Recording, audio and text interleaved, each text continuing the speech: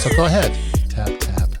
Okay, this is our third episode of the Divorce Devil, Dirt Devil YouTube channel. Dirt Devil? Dirt Devil, Divorce Devil YouTube channel with Rachel and David. Apparently we have cleaning issues. This is Divorce Devil 45 podcast, but number 3 YouTube channel. Ooh. Third. There's a lot of numbers happening. I know. But this full moon, don't go all like numerology on me and shit. So we've been off the mic for a while because I've been sick and yada, yada, yada. But we're talking about Divorce Devil, Dirt Devil, Divorce Devil 45. Get your mojo back. How long should you wait after getting divorced to date? Red flags of dating after divorce. Hard pass of after divorce. Too old to be unhappy. And why should you not settle? Yes, that's a lot. I know. I mean, that's going to take a lot of what? Focusing. Okay. Do you have sound effects? Yes, hold on. I feel like that's not the right one. There you go. All right. That's it. That's it. Let's talk about after you're divorced, getting your mojo back. You're not really. Well, no. You don't have your mojo. Your mojo is gone. You don't have it. It's literally from the beginning. So why is it gone? Because you lost yourself. So what you like, because I met my ex when I was like 19, This is not a 20. beer. This should be. I need some whiskey. Give Orange me some Crush. whiskey. I met my ex-spouse when I was like 19, 20. So question. Did you have a mojo before you met your spouse? No. So you never had a mojo till now? No, because the person I dated before was definitely a abusive relationship. So I didn't know what mojo was. I was a kid. Like my first real boyfriend, I was like 16, 17 and got excited because they like kissed me in the car. You know, like it was, I don't know. I was definitely a late bloomer. Hey, come up to Mike.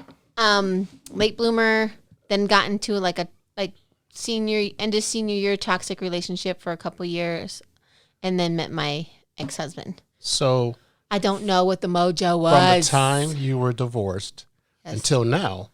Oh, I got my mojo.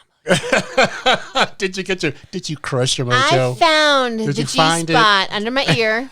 I found some G-spots a lot of other places. And, So how were you able to find your mojo? What are some of the things you did? The truth is, I got pissed. I got pissed that I didn't know what I liked at 45 years old. I got mad. You know what? I'm going to fucking figure out what I like. And if you don't like it, sorry, next. So how do you tell the people out there how to figure out what they fucking like? I think we've talked about you have to deal with your shit.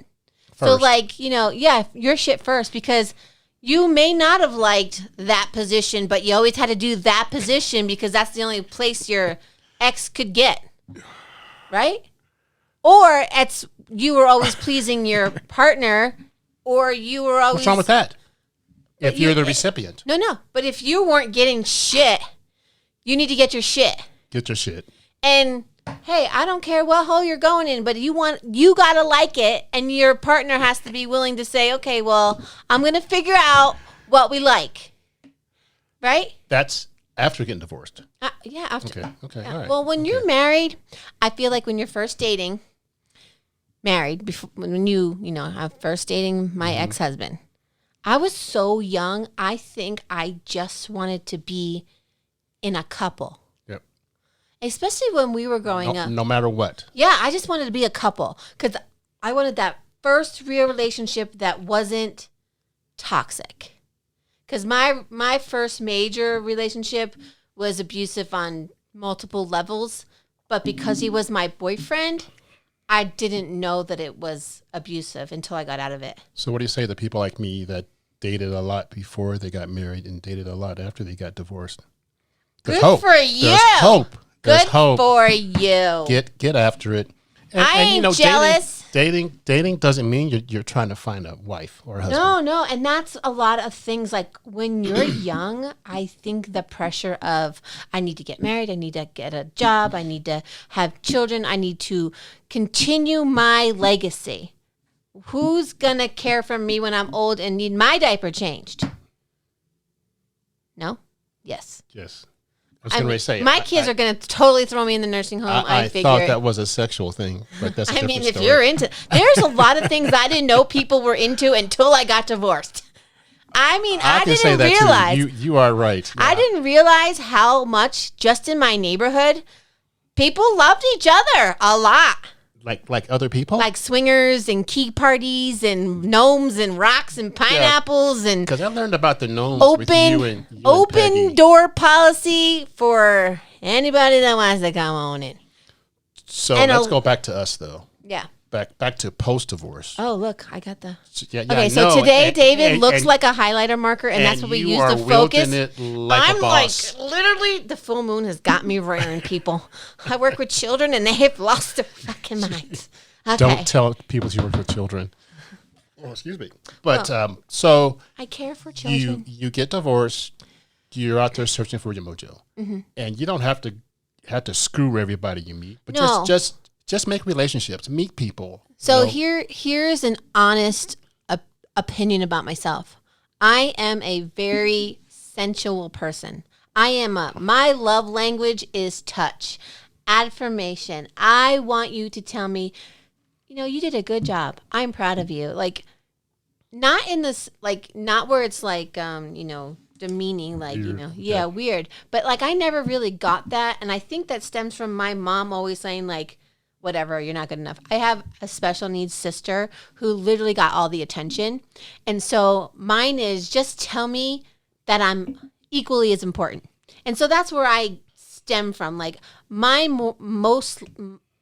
connection really starts with like an energy, like definitely deep, sensual, whatever. Mm-hmm.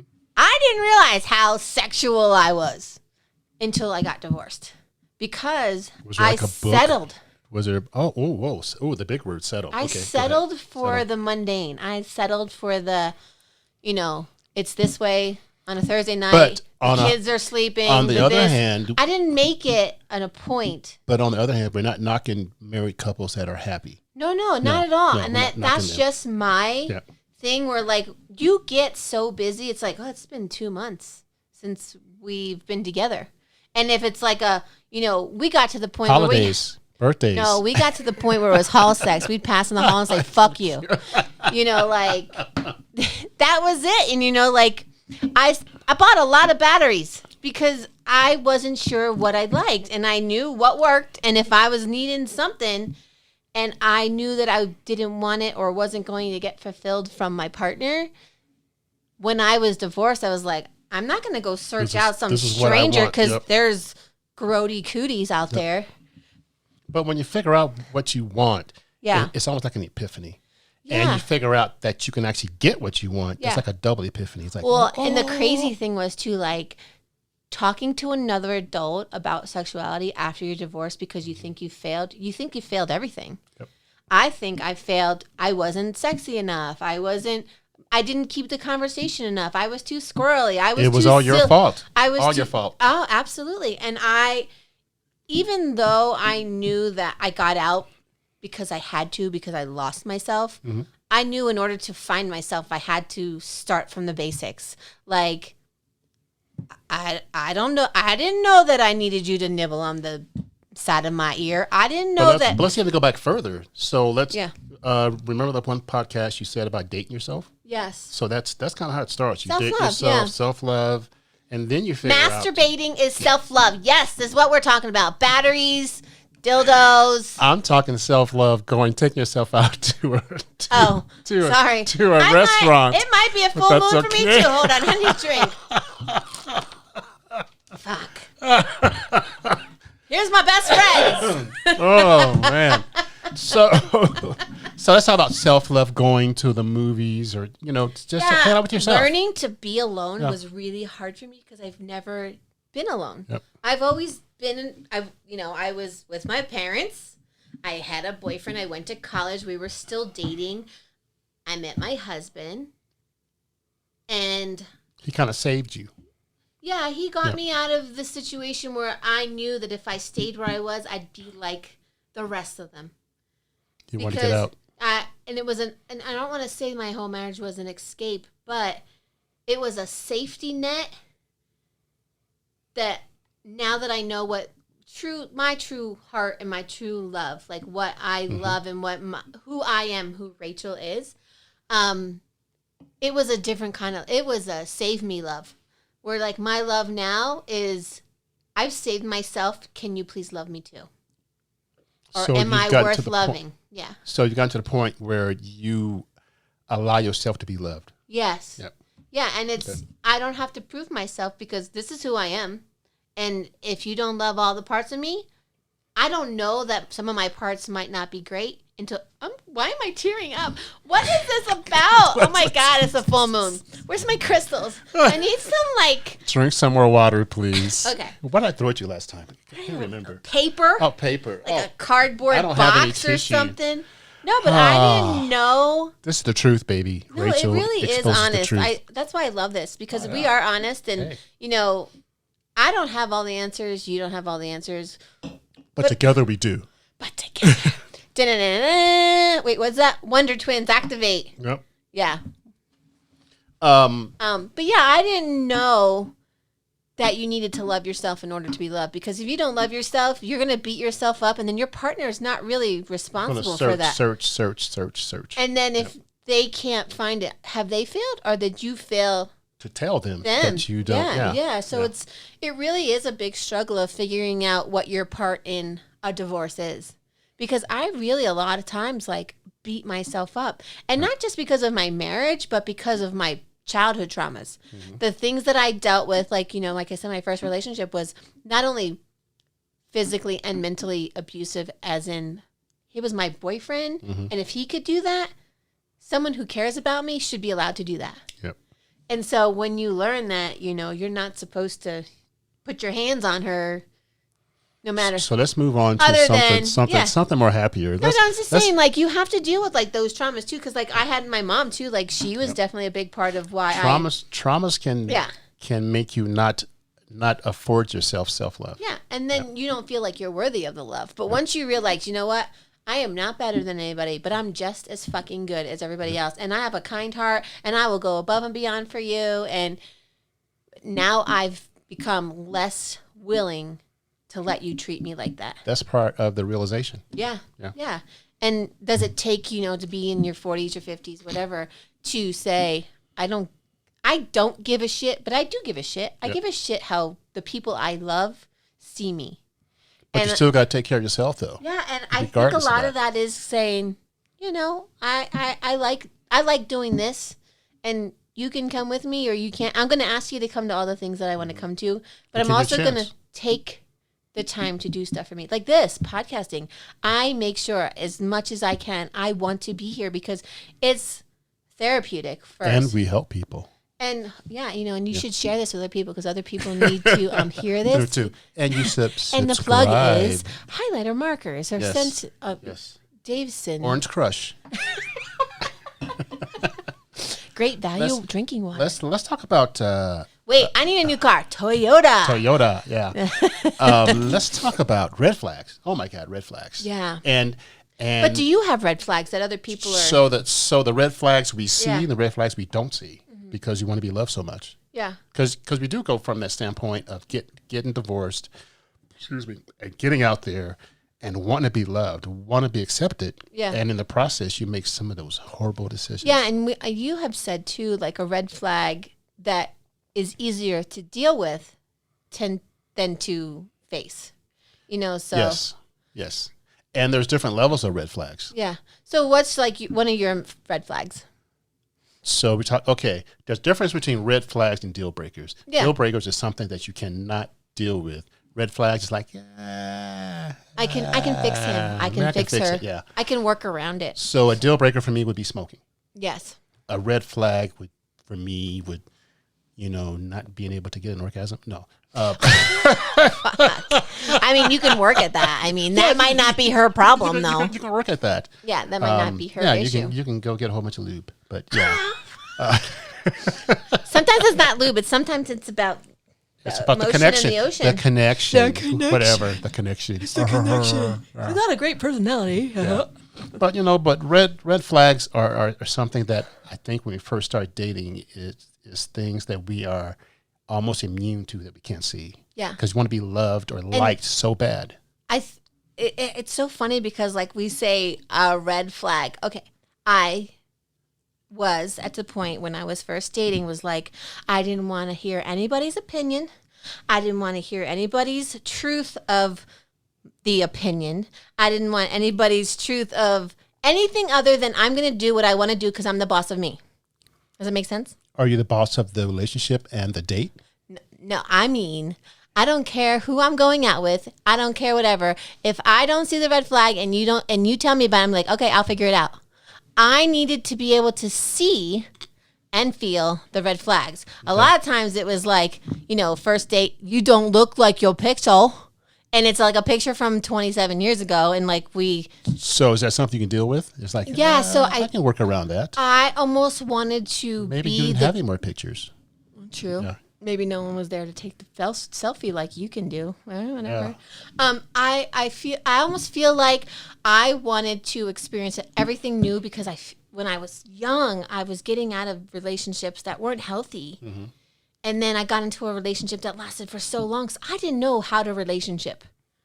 I didn't know how to couple. So it's kind of like riding a bike. Yeah, so I wanted to fall off the bike, get the skin knees, literally get the skin knees, get the skinned elbows. Get the scab. I wanted to feel all of that and be like, this doesn't feel right. Because I don't think I felt relationships. I think I was in a relationship and thought this is how they're supposed to work. And I didn't really have good role models for that either. And so the people that my ex and I both looked at for relationships were not the people we should have been looking at.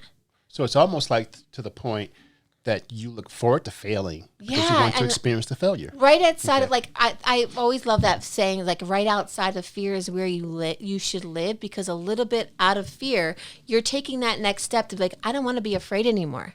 I don't want to fail again. Mm-hmm. So I'm going to have to step out of my comfort zone into that fear factor. So when I was going on a date, I always had that, like, girlfriend on the side, like, hey, if I text you this, you need to show up at this point. And there'd always be someone available, thankfully, because I had a couple of friends who were actually going through divorce at the same time, or, they were separated longer or whatever.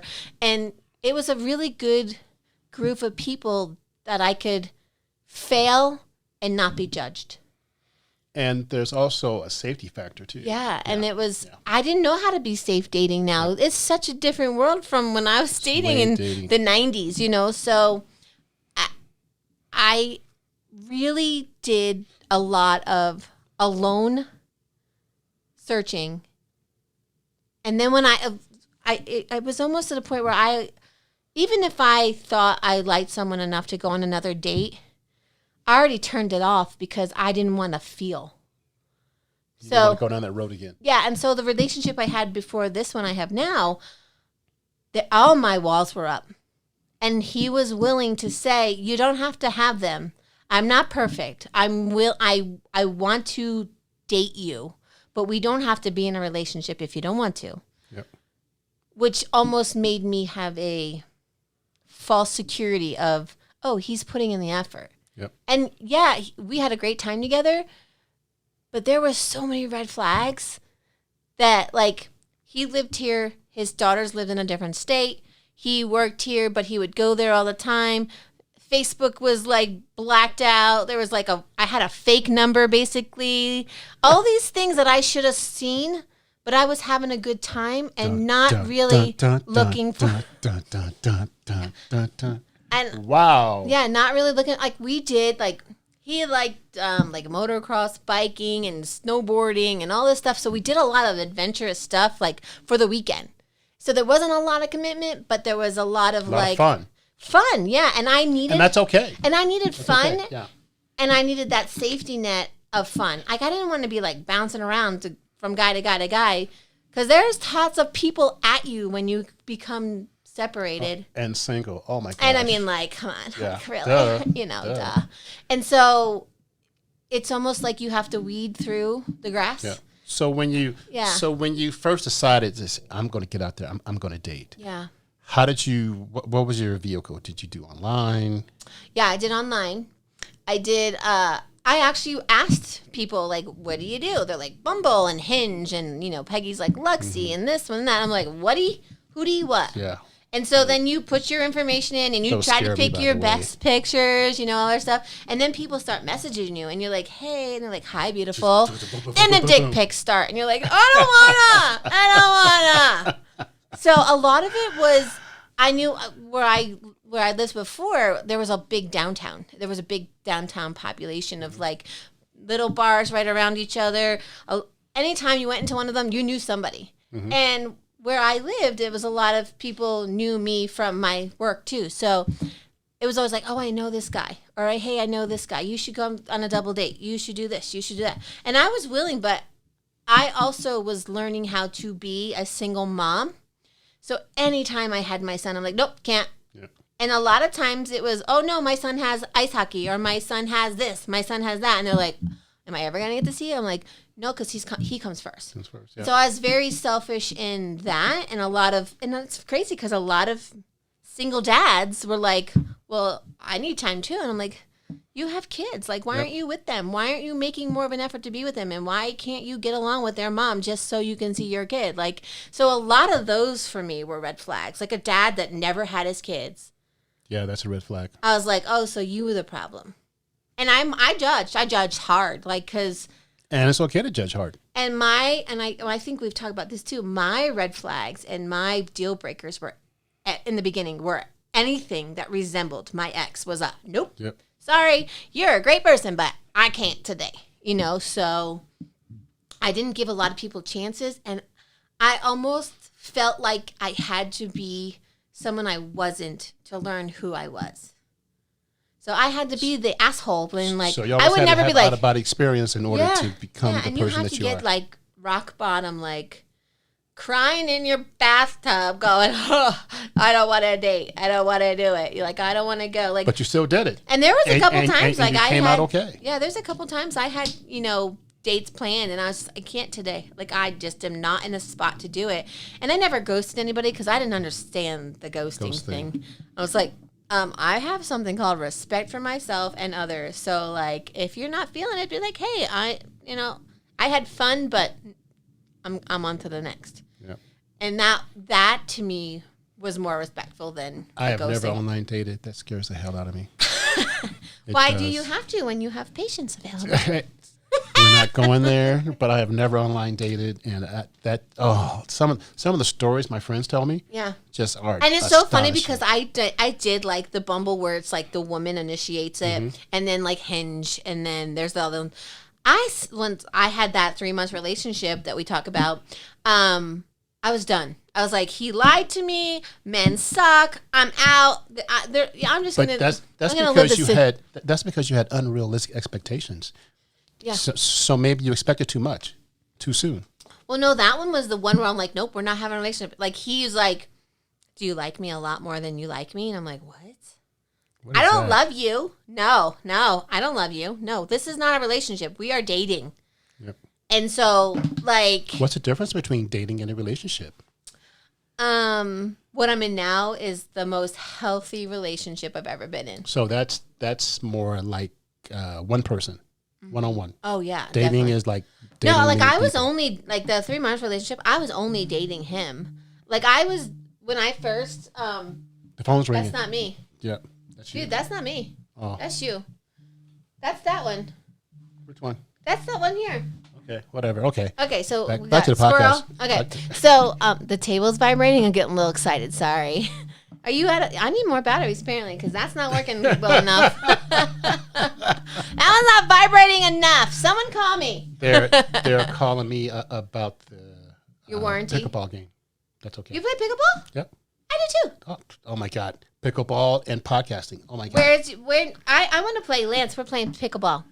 I actually had shirts made for him. So babe, you have a shirt and everything. So your Mojo, how do you slowly get your Mojo? How do you build? So the Mojo is like a buildup of confidence. Okay, so this is gonna sound, I don't know what the word is, but in my day, like journaling and all that stuff, hippie-esque.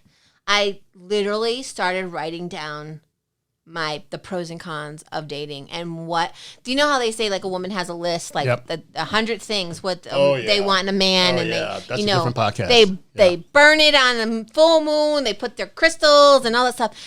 I really so when I first met the guy I dated before my current relationship, it was so fun that all the pros were fun activities.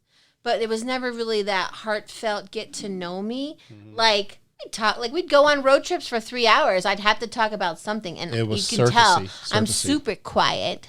Definitely, yeah. There was just little. I was peeling back a little bit of the scab, but never really like gushing up the wound. You know, ripping off the Band-Aid. So I don't really know who he was. Like I don't know a lot about him. It was so secretive, and now that I know, like yeah, he's definitely. He was probably separated, married, and didn't like. But you learn from that. Yeah. Like didn't want me to talk. Like when the people his family called, like I had to shut up. Like it wasn't to me. That's a red flag. Yeah. Like he's like red flag. My girls. I don't want him to know. I'm like, red you're flag. with a girl. Like what? Like why don't you want your girls to know that you're with a date? Well, he was with Jersey, so I don't know. I know, right? Yeah. I might have been a little loud, but yep. So. My mojo came out when I realized what I wouldn't tolerate. And then, you know, it's so crazy because I don't think people realize their sex appeal. Does it make sense? That's interesting. Yeah, because, like, I didn't know I was good looking because I was in a marriage so long and my ex would be like, oh, you look great, blah, blah, blah. I didn't know I was sexy. I didn't know, like, I was cute. So how did you find out you were sexy when all these guys threw dick pics? Oh, you had to read through the dick pics first, because there was some you're like, what the fuck is that? What is that upside backwards? Gentlemen, don't send dick pics, please. Don't do it. Yeah, don't do it. I mean, don't do it. Stop. Just stop. You're not going to get anywhere, and they don't. It's not really what it's all about. Seriously, like in the end of the day, it's not what it's all about. No, it's not really. Darn it. Yeah, I mean, dude, have you looked at one of them things? Hey, I have never gotten a dick pic. That's all I got to say right now. That's what you need to get. That's what. Someone send him one, please. No, that's I don't have a penis, so I can't help you out. I don't want to see. You can look on the internet. There's this thing. I know you're old. Centipedes. There's this thing. I'm old. Okay, it's called Google. Uh-huh. If you ever wanted to see one, you could like find a bazillion, thousand, bazillion. I don't even know that number. A bazillion anteaters. Oh wait, I just joked. Hey, babe. Hey, you ready? Sorry.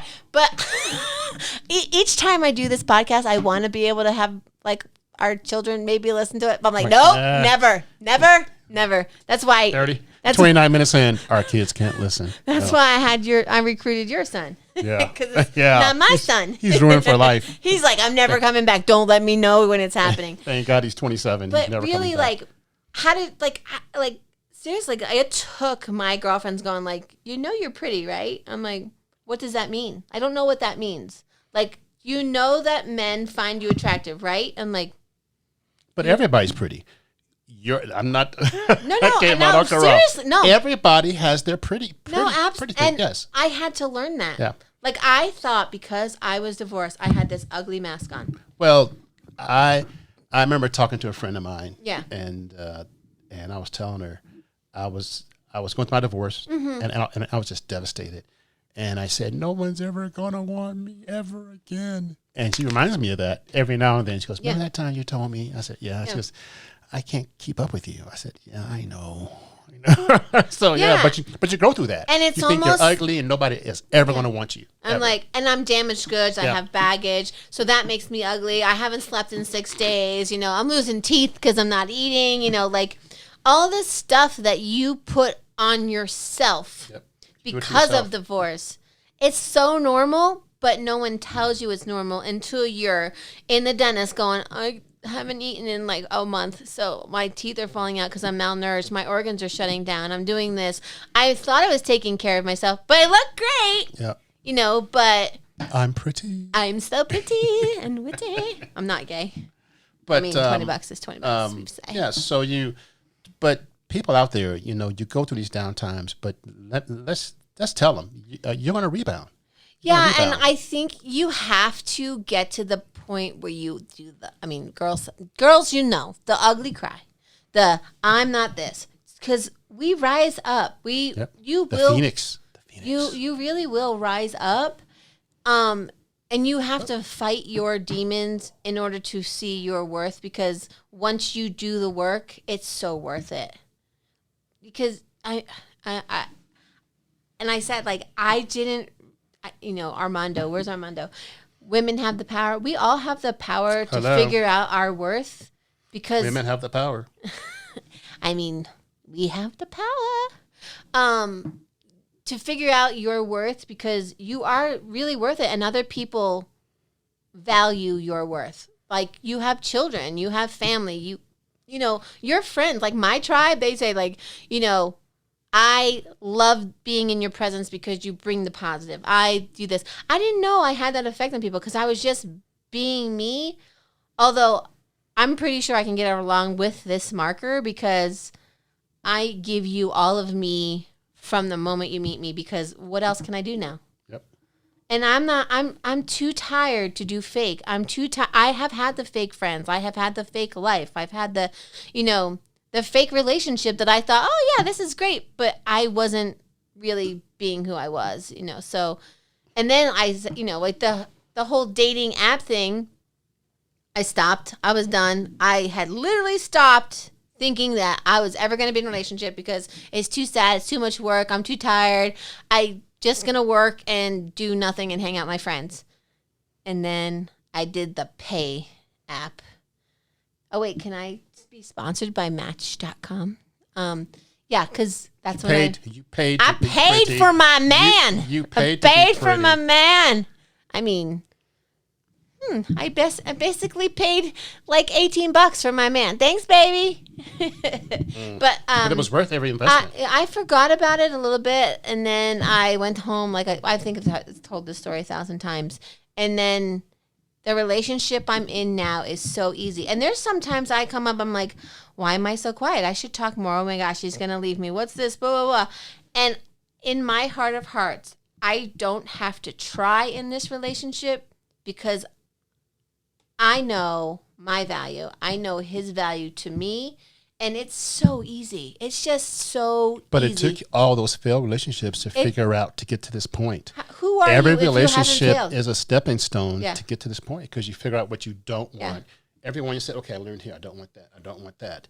And then you kind of hone it in. Life is failure. Yeah. Right? Life is failure. Like, if you haven't made a mistake, and some people will claim that they have never made a mistake or whatever, and they haven't made one in a while. They've fooled themselves, so failing means that you're willing to learn. To me, like, okay, I don't know how to, I didn't know how to play pickleball. I now know how to play pickleball because I practiced and I failed and I didn't do well, and then I like it just to play it. Or I'm not very good at, I don't know. I'm pretty good at a lot of things. I don't know. I'm kidding. I cannot. What can I not do? I cannot play baseball because I can't run. I am not very good at running, if you ask my family.